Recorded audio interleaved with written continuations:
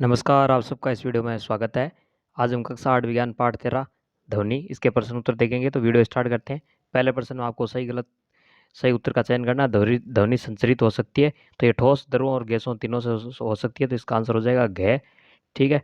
दूसरा प्रश्न है, किसकी वाग ध्वनि की आवृत्ति न्यूनतम होगी? तो वाग ध्वनि आवृत्ति जब ज़्यादा होती है, जब वो तीक्ष्णता जिसमें ज़्यादा होगी। तो पुरुष की आवाज़ की जो ध्वनि है उसकी तीक्ष्णता कम होती है, इसलिए इसकी आवृत्ति भी कम होगी। ठीक है। तीसरा प्रश्न देखते हैं। टी और एफ लगाना है, तो पहले मैं ध्वनि निर्वात में संचरित नहीं हो सकती, तो इसका आंसर ऐसा ही इसमें टी हो जाएगा। किसी कंपित वस्तु के प्रति सेकंड होने वाले दोलनों की संख्या को इसको आवर्तकाल कहते हैं, तो ये एफ गलत बात है। ठीक है, तो एफ पर चिन्ह आएगा इसका। गए है, यदि कंपन का आयाम अधिक है तो ध्वनि मंद होती है, तो ये भी गलत है कथन। एफ पर चिन्ह आएगा गए में। गए है, मानव कानों के लिए सर्वैता का प्रयास 20 हर्ट्ज से 20,000 हर्ट्ज होता है, तो ये बात सही है। टी पर चिन्ह आएगा इसमें। ड़ है, ध्वनि की कंपन की आवृत्ति जितनी ज़्यादा होगी तारत्व उतना ही अधिक होगा, तो ये बात भी गलत है। ऐप पर चिन्ह आएगा इसमें। और च है, अवांछित या अप्रिय ध्वनि को संगीत कहते हैं, तो उसको शोर कहते हैं, न कि संगीत कहते हैं, तो ये भी गलत है। ऐप पर चिन्ह आएगा। और छह, ध्वनि प्रदूषण अतिक श्रवण असक्तता उत्पन्न कर सकती है, तो ये भी बात क्या है, सही है इस बार, ट्रू। आगे देखते हैं फिर। अगला प्रश्न है, रिक्त स्थान भरना है, तो किसी वस्तु द्वारा एक दोलन को पूरा करने के लिए गए समय को क्या कहते हैं? तो इस रिक्त स्थान में आ जाएगा आवर्तकाल। प्रबलता ध्वनि के रिक्त स्थान से निर्धारित होती है, तो इसमें हो जाएगा आयाम। और आवृत्ति का मात्रक हर्ट्ज होता है गए में। अवांछित ध्वनि को कहते हैं शोर। और ध्वनि की तीक्ष्णता कंपनों की से निर्धारित की जाती है आवृत्ति। ठीक है, तो इसमें ख में आ जाएगा आवर्तकाल, ख में आयाम, ग में हर्ट्ज, घ में शोर और ड़ में आवृत्ति। आगे चलते हैं। पांचवा प्रश्न है, एक दोलक 4 सेकंड में 40 बार दोलन करता है, तो इसका आवर्तकाल और आवृत्ति ज्ञात करनी है।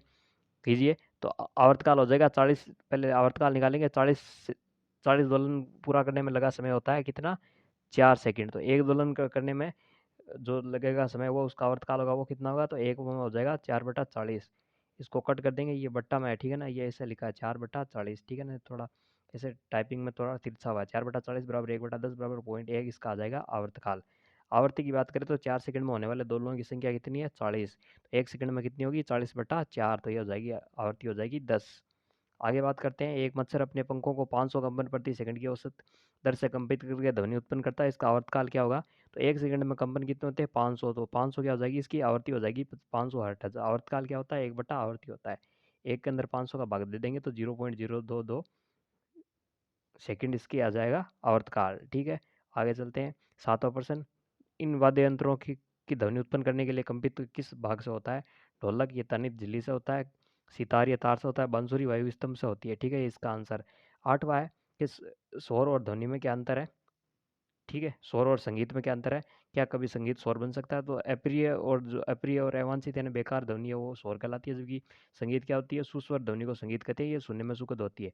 और संगीत शोर बन सकता है यदि संगीत अत्यंत प्रबल हो जाए। ठीक है, आगे चलते हैं। 9वां प्रश्न देखते हैं।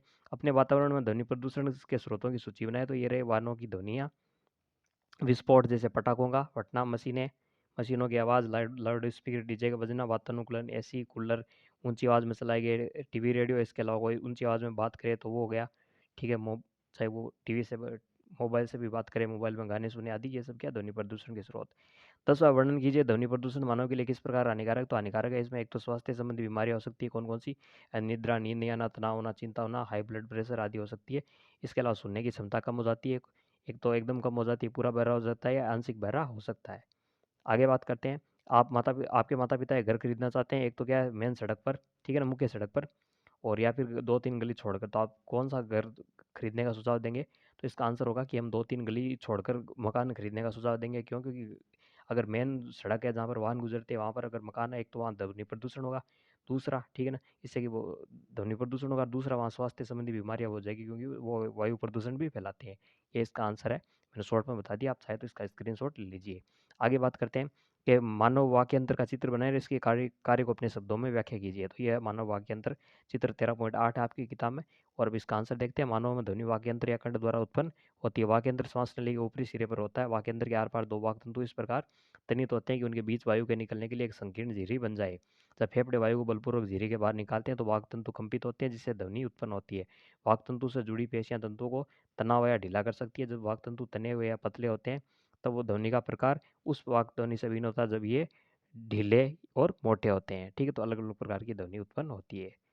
आगे बात करते हैं, आकाश में तड़ित और मेघ गर्जन यानी कि जब बिजली चमकती है और मेघ गर्जन यानी बादल गरजते हैं, तो ये दोनों घटनाएं एक साथ होती है, लेकिन हमें पहले क्या तड़ित यानी बिजली पड़ती हुई दिखाई देती है, फिर उसकी ध्वनि आती है। तो ऐसा क्यों, इसमें आपको बताना है।